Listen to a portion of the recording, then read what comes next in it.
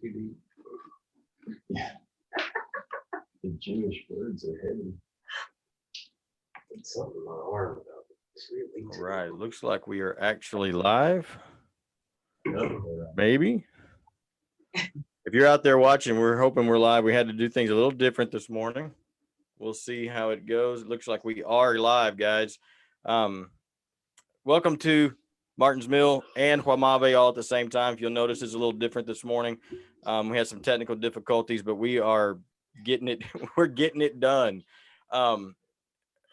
Wanted to just jump on here a little early this morning for two reasons. Number one, oh, and I've got a weird echo that I've got to figure out how to stop because that is brutal. we can't hear it. Can you hear us at all in Juamave? Yeah. We can hear you. Yeah. You can hear me? But we Okay, have no good deal. All right, folks, if you're out there watching with us this morning, we've got, we're a little early this morning. They've got better bandwidth in the morning, number one. Number two, we have a family funeral this afternoon early that we're going to be heading off to. I'm going to turn it over real quickly here to the folks in Juamave, to Tim, and he's got a really great story that he's going to share with us. So, Tim, if you can go ahead and share that, why don't you go ahead and tell that story? Well, I'm gonna let Marty help me tell that story. She was coming down here into Juamave. It's been 15 years since I've been here. And yesterday, we talked about going to help Pastor Precy get a refrigerator for them. So while we were out looking for that, we went into an appliance store, for lack of a better way to talk about it. And there's a gentleman there that does speak some English. His name is Felipe, and his family owns that thing. And my memory was a little fuzzy. But when I was here before, he was kind of struggling, find out things about the kingdom, and I gave him a study Bible 15 years ago. And through the broken English, he said that I gave him a devotion Bible, or a devotional of sorts. And I was racking my brain trying to figure out what devotional did I give him, because I didn't have any of those, I didn't think. So anyway, he started telling us about the things that have transpired over the last 15 years. And some of those things we knew, but we'd never heard it from them. Wait. Yeah, go ahead. Right. So, there's only one furniture store in Juamave, and, we had heard that some of the family members were killed by the cartels, but we didn't know the full story. But we went to the store, and the guy was very, very anxious to talk to us, and he just seemed really strange. And shaken is a good word. Literally shaking. And anyway, early yesterday morning, Marty came to me and she's like, I really, really hate to ask you, but since your church is being, so amazing and generous. I mean, she knows we don't have money to buy her a refrigerator, but she knows, I told her, I shared how abundantly the Bridge Church, which is amazing, just has been giving and supporting us, and how God is just blessing. And she said, do you think there's any way they could help us get a refrigerator? And so we did. We went, we bought a refrigerator. Anyway, the guy, his family owns it. He would not normally deliver it, but he wanted to deliver it himself. So he came out here and he they unloaded the refrigerator, and then he just stood there like something was made, and he started shaking, and it was like he could not control himself. He just broke down and started, and you're going to see some of the video, but he just broke down, and he said that, his heart is just so broken and hurt, and how much they've struggled, and it's like he needed some comforting. And he told us every death that had happened and how the cartels took his family and they murdered him and left him on the side of the road, and how much, it hurt, and just how hard it's been these years. And I mean, we just loved on him. I mean, we just loved on him. And anyway, I was just in awe of this reunion with Tim and because it's like he needed that person that brought him that Bible all those years ago. He needed that connection so that he could unload this burden. And it was amazing. It was just humbling. And anyway, come to find out, he's been going to Hermano Pepe's church all these years. We did not know what happened. So we're actually we were not able to fit in going to the big church. I mean, that's where we want to go, of course, because that's where all our people are. But we're going out to the Ejidos, and we weren't going to have time to go to the big church and have a big, celebration with, Pepe but anyway, he's very much looking forward to us coming to the big church on Sunday. So we're going to stay Sunday morning and leave after the service. So be in extra special prayer for us because it's later than we want to leave. But we feel like we have to. I mean, we just have to. So anyway, it was the Lord ordered our steps so strategically, and just I mean, we also ended up eating lunch at their family's restaurant. So it was just, I mean, divine. Yeah, it was an amazing day. So, and I don't want everybody to get lost on the fact that yes, we did a simple act years ago, and I want to use it as an example and kind of an exhortation out there that when we came to Juamave, we didn't have big dreams to be missionaries and that kind of thing. That was just something that the Lord grew into us as we were growing in Him. And when we came here, we just went and did the things that we knew how to do, as we had learned from other ministries we'd been with. So we would go out and we would spread the gospel sometimes. Sometimes we would just support the ministries that were going on here, like Pepe's. And it's a long story, but we wound up going into places where people had gone many, many years before with no fruit. And it was time for it to happen, I guess. And we went in and did something simple, and things grew out of that. And this is just an example of that. So you have to be able to walk in faith and just do what it is the Lord's given you to do. And it's like planting a seed in one place and somebody else will harvest it. And we've been able to see some of the harvest. Even something so small, like just giving someone a study Bible. I mean, Tim didn't speak the language at all. He just, we had bought furniture for our house when we lived here. So, he and the guy in his broken English wanted to learn about the Lord. And so Tim gave him that Bible. Did not even remember giving it to him. Yeah, I didn't. I felt like an idiot. He's telling me all about it and glad to see me. And I'm standing there going, I don't remember who you are. But I can't. It took some time for that to come back. I can't imagine him having to live through all of the horrors of the deaths in his family without the Lord. That's right. And just whatever little thing God gives you to do, if it's just handing someone a book, do it. Be faithful. Be obedient. Even if it's small and insignificant. And that's what he was doing. And he was making a big deal out of what he had gotten from that helped equip him to press on through all that. And it was some tragic stuff. I can't even imagine. It was awful listening to it. So. And then we went to a church last night up in the mountains. And all the big guns showed up. Pastor Pepe showed up, and we were in this little place and going through the service, and it came time, they said, who's preaching? We thought they were. They looked over at the Americans, and we were like, I don't know.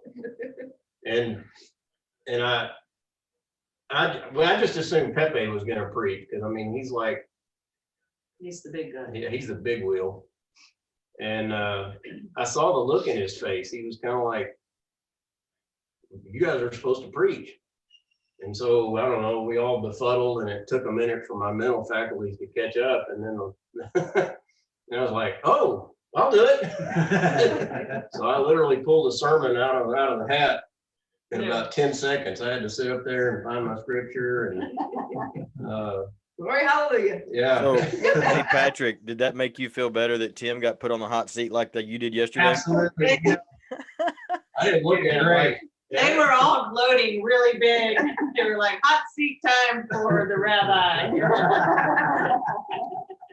Yeah, and ignorant That's me, I'm looking at them thinking they're rejoicing that I'm coming up to give the word. They No, were they're just glad I'm the one that got sent up there. I don't like that, by the way. So what's on the agenda today?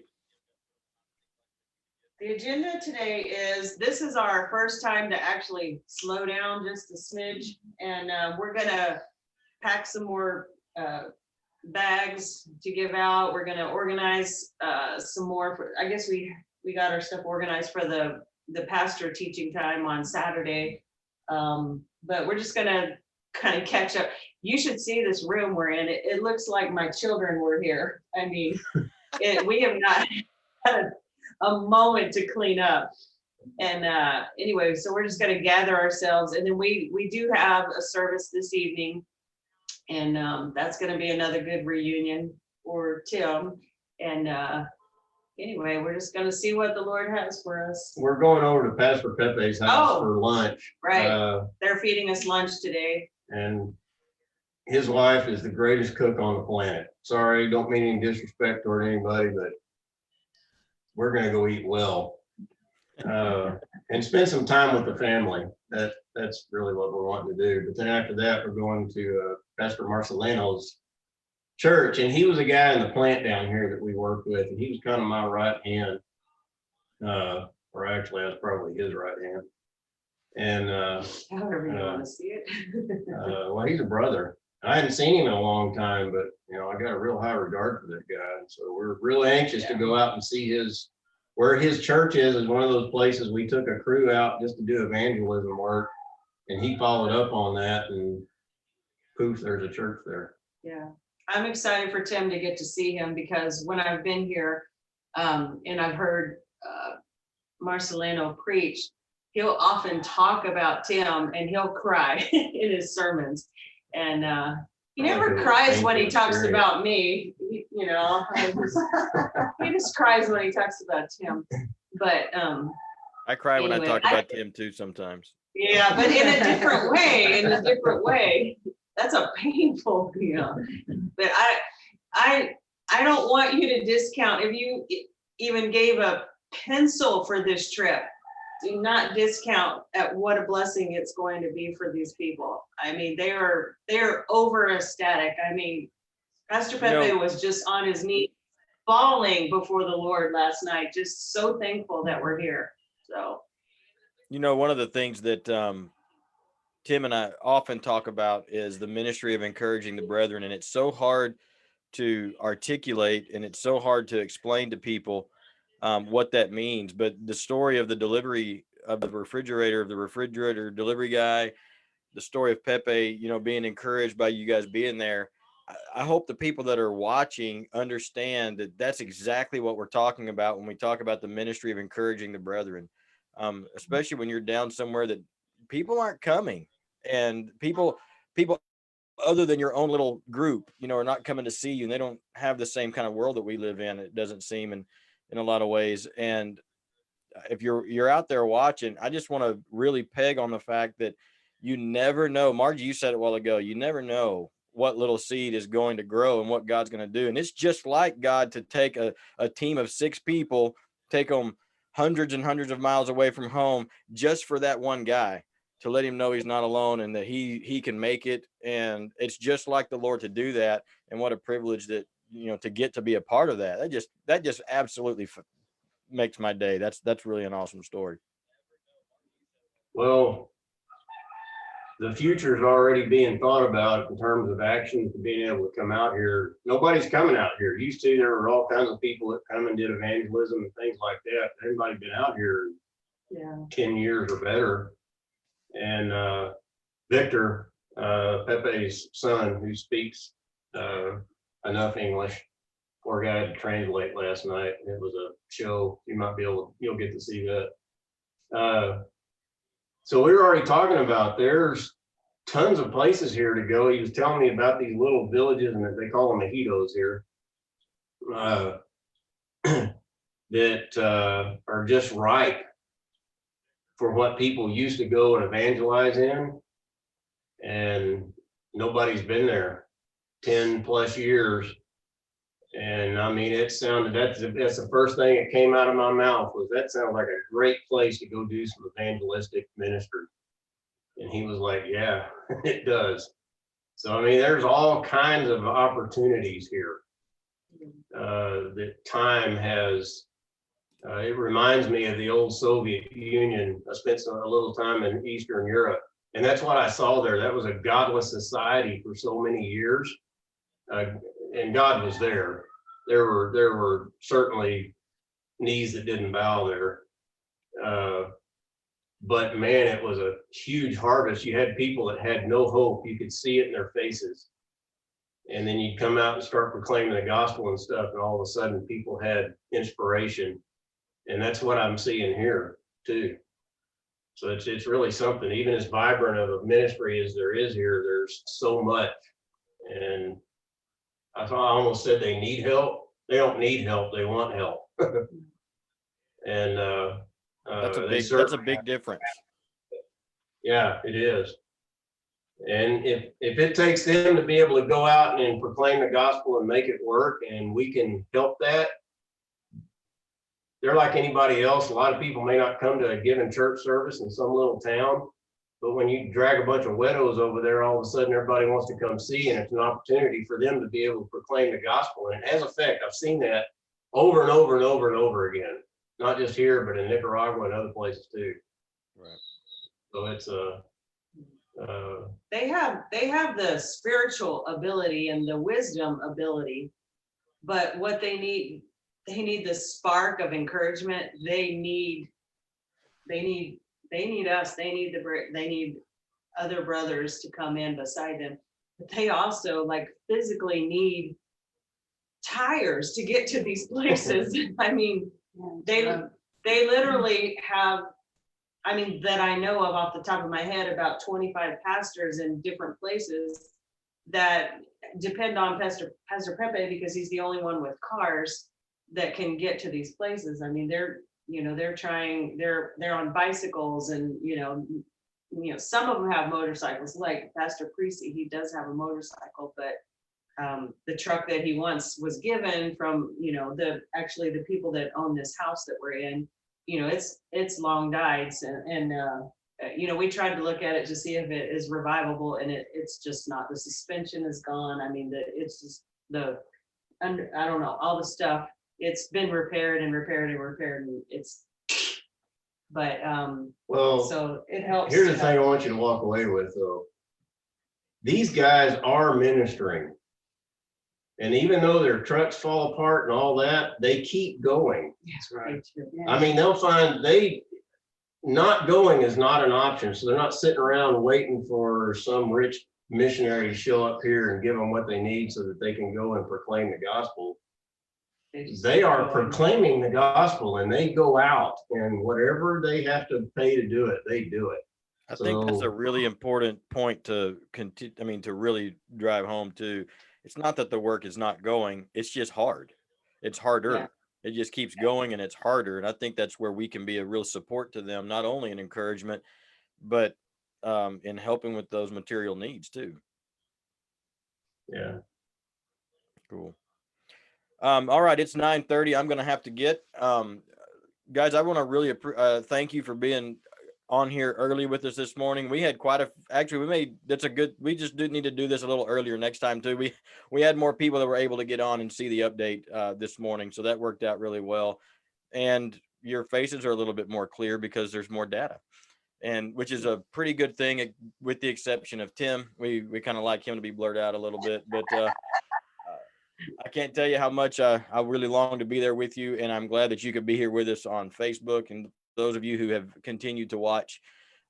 There are some specific needs. Margie was just talking about Pastor Precy's lack of a vehicle. Now, how many churches does he pastor? Right now he pastors 3 that I know of. Okay. So here's a pastor that pastors 3 churches on a circuit, and he has a motorcycle.